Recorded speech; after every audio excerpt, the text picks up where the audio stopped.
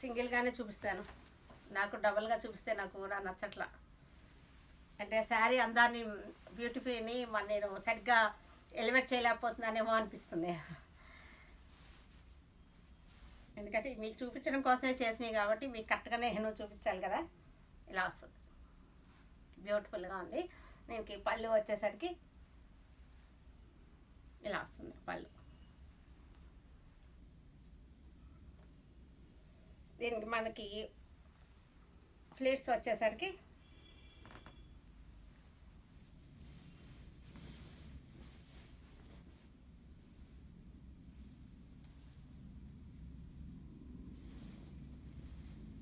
ఇలా వస్తుంది. ఫ్లీట్స్